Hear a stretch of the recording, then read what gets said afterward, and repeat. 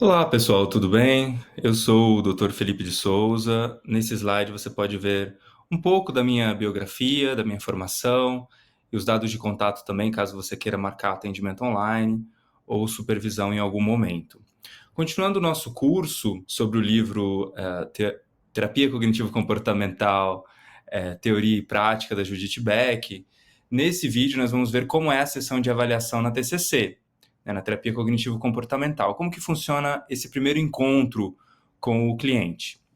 Bem, antes de nós entrarmos propriamente no primeiro encontro, antes da sessão, muitas vezes o que o terapeuta vai fazer é enviar algum tipo de formulário ou algum questionário também que pode ser feito antes da sessão.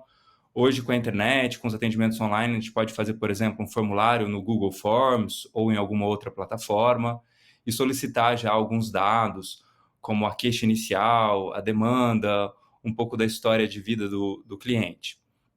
Muitas vezes também é interessante que o paciente traga o histórico clínico, né? Muitas vezes já fez outros tratamentos ou está fazendo algum acompanhamento com outro profissional da saúde, como com um psiquiatra, por exemplo. E também pode ser importante que, se a pessoa não fez um check-up recente, que ela possa fazer logo nesse início, né? O exemplo que a Judith Beck vai trazer é que nós sabemos que, por exemplo, o hipotireoidismo pode ser confundido com, por exemplo, depressão, né? Alguns sinais ali são semelhantes, então nós necessitamos também desse hemograma completo, até questões de vitamina, por exemplo, também podem influenciar e podem ser importantes nesse momento ali do começo de um tratamento psicoterapêutico.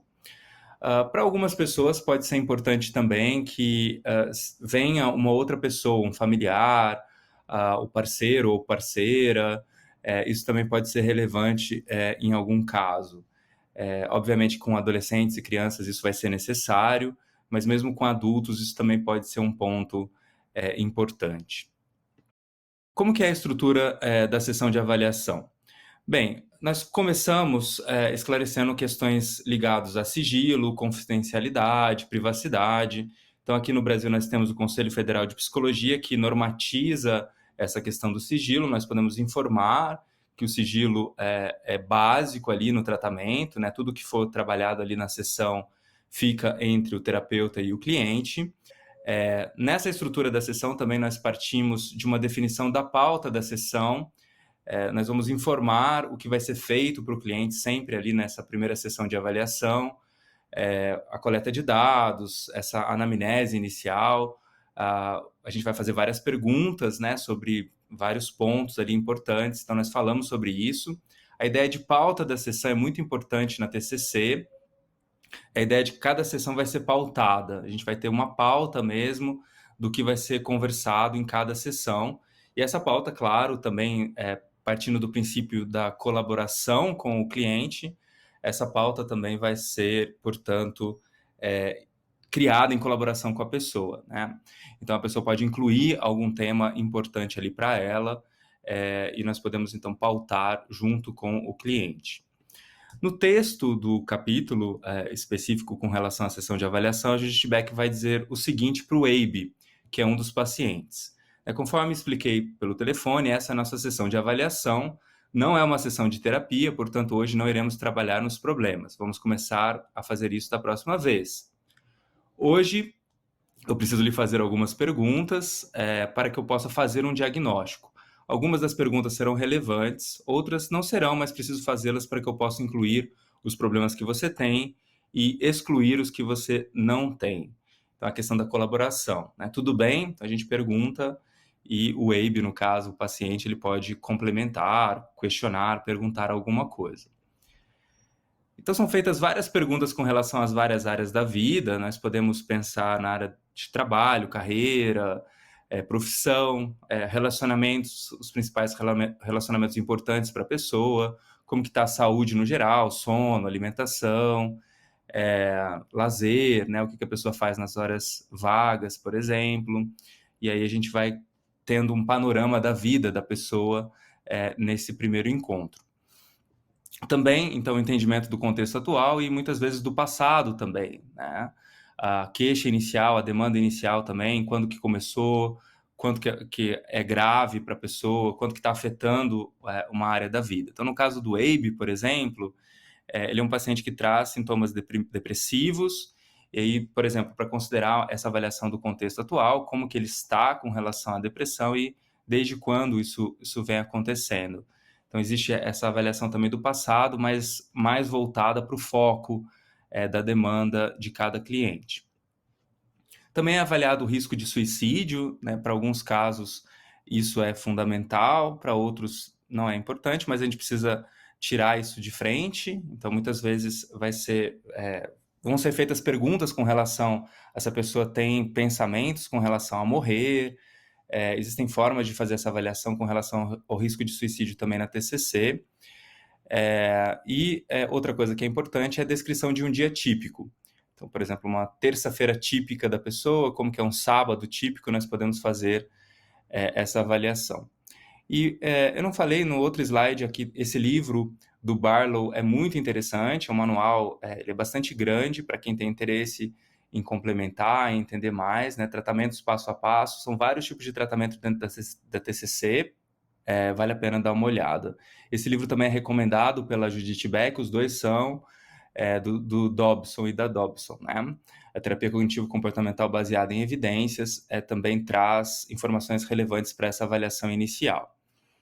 Bem, com relação à descrição de um dia típico e também do final de semana, o que nós queremos avaliar é a variação em termos de humor, a interação com a família, com as outras pessoas significativas, pessoas de convívio, como colegas de trabalho, como que está o nível de funcionamento nessas várias áreas, como que os pacientes passam o tempo livre, então questão de lazer, entretenimento, se tem algum hobby, atividades que, então, portanto, que produzem prazer, realização, conexão, e também como que está a questão do autocuidado. Então, um paciente mais grave, por exemplo, ele pode ter dificuldade de fazer coisas muito básicas em termos de autocuidado, como deixar de tomar banho, deixar de escovar o dente, por exemplo.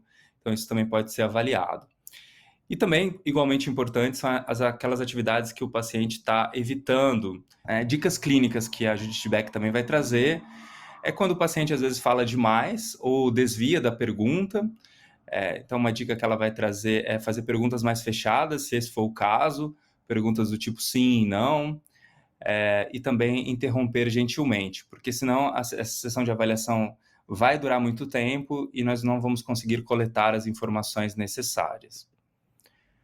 Uma outra dica que ela traz é alguns pacientes vão trazer uma certa desesperança com o tratamento, podem ter uma visão negativa sobre o processo psicoterapêutico, podem ter tido experiências não muito agradáveis em tratamentos anteriores, ou uma certa ideia a partir do próprio transtorno, né, a partir da própria dificuldade da pessoa, ela pode olhar para o futuro de uma maneira negativa.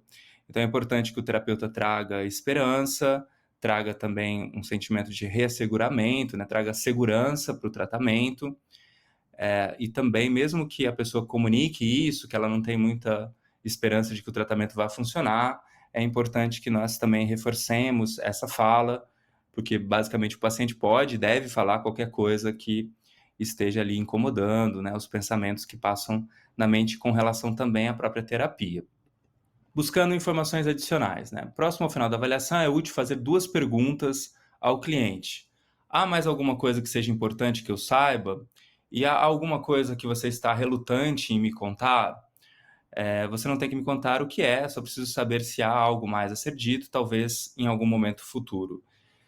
Então, uma pergunta mais aberta, porque pode ser que nós não tenhamos abordado uma área da vida ou alguma coisa muito importante para o paciente, talvez nós não tenhamos tocado nesse ponto ainda.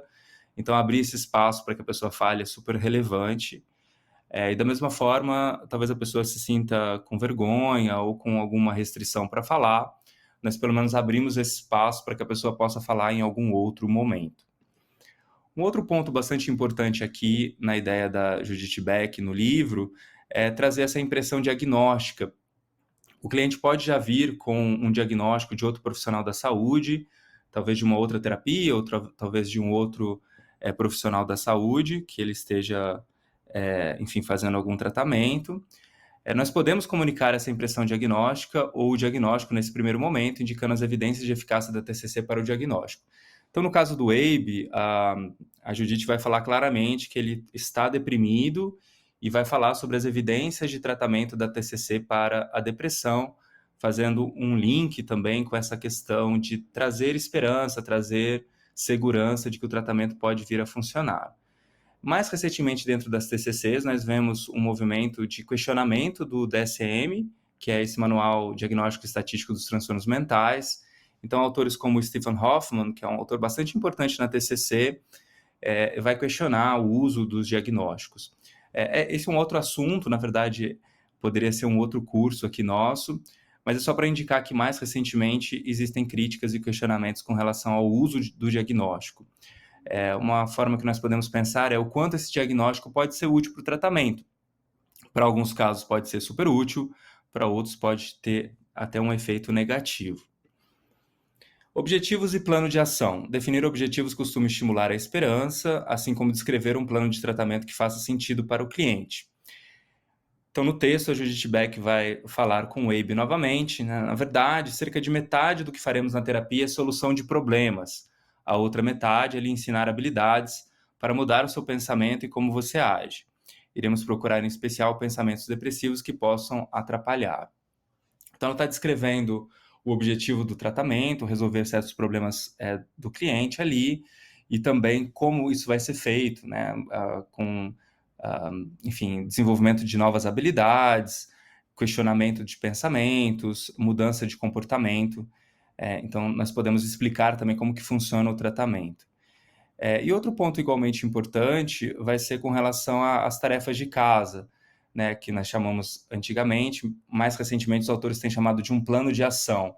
Então, entre uma sessão e outra, nós também vamos definir algumas atividades para serem feitas pelo cliente.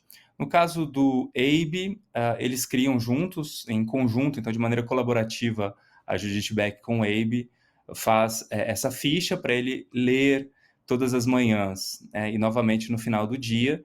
Então, no ponto 1, nós encontramos ali algumas anotações com relação à terapia, sobre se lembrar, né, de que a terapia faz sentido, para trabalhar os objetivos na semana, a questão alguns pensamentos, né, não são totalmente verdadeiros, quanto a mente pode nos fazer acreditar. Então, a ideia do questionamento dos pensamentos, né, o pensamento ele pode ser 100% verdadeiro, 0% verdadeiro ou algum ponto intermediário. E também algumas atividades, como sair com os netos para tomar sorvete, que foi um ponto que o próprio cliente trouxe. E, igualmente importante, o ponto 3 é dar crédito por fazer tudo que está escrito acima e por fazer tudo que ainda é um pouco difícil, né? Por fazer mesmo assim. Então, esse é um plano de ação que o cliente vai reler todos os dias pela manhã e à noite, e isso vai, então, ser já uma atividade ali no primeiro momento. Com relação às expectativas para o tratamento, é importante criar nos clientes expectativas razoáveis para o tratamento. Fazer isso pode ajudar a reduzir a possibilidade de interrupção e conduzir a melhores resultados no tratamento. Utilizando o nosso código de ética aqui do Conselho Federal de Psicologia, nós não podemos fazer uma previsão taxativa de resultados. Então, obviamente, nós não vamos poder falar, no caso, se fosse para o Abe, de que ele vai necessariamente melhorar da depressão. Como a Judith Beck faz, é o jeito que nós fazemos, falar sobre as evidências de que a TCC, ou se nós estamos utilizando um outro modelo terapêutico, tem evidências de funcionar. Com relação ainda às expectativas, muitos clientes fazem progressos em sessões semanais, mas se os seus sintomas forem severos ou se o seu funcionamento estiver em um nível muito baixo, nós podemos fazer mais sessões por semana, 2, 3 sessões. O mais comum, de fato, é uma sessão por semana. E mais próximo ao fim do tratamento, nós podemos começar a espaçar as sessões. Por exemplo, fazendo sessões a cada 2 semanas, uma sessão por mês, uma sessão de reforço também depois de algum tempo. E por fim, nessa sessão de avaliação, nós fazemos o resumo, que é um fechamento do que foi trabalhado, os principais pontos. Nós como terapeutas podemos fazer esse resumo. Com o tratamento também, nós podemos pedir para a pessoa dizer o que ela entendeu, como que foi a sessão para ela. Então, essa questão do feedback também, nós podemos pedir o feedback como um resumo, mas também o feedback no sentido de perguntar para a pessoa se nós deixamos escapar alguma coisa, né? Se a gente não entendeu algo, ou se a pessoa gostaria de complementar alguma coisa, se tem alguma pergunta, alguma dúvida. E o feedback também pode ser feito de uma maneira mais quantificada, digamos assim. Nós podemos dizer de 0 a 10, por exemplo, quanto que você achou a sessão útil, por exemplo, né? Uma pergunta que nós podemos fazer. E aí nós temos esse feedback e entendendo o que deu certo, o que não deu. Se a pessoa falar uma nota muito baixa, nós podemos tentar entender qual expectativa não foi suprida ali naquele momento. E eu convido vocês, se vocês quiserem, quem tiver interesse, nós estamos com esse curso, TCC, baseado em processos. Nós vamos, então, estudar os 17 processos que perpassam, que permeiam os vários tipos de terapia cognitivo-comportamental. Se você tiver interesse, entre em contato comigo. Eu vou deixar os contatos na descrição do vídeo. Esse curso tem um valor de R$350. E nós nos vemos também nos próximos vídeos com relação ao livro da Judith Beck. Um grande abraço, né? Se você tiver, claro, perguntas, comentários, fiquem à vontade para escrever aqui ou também diretamente para mim. Um grande abraço, gente, até o próximo vídeo.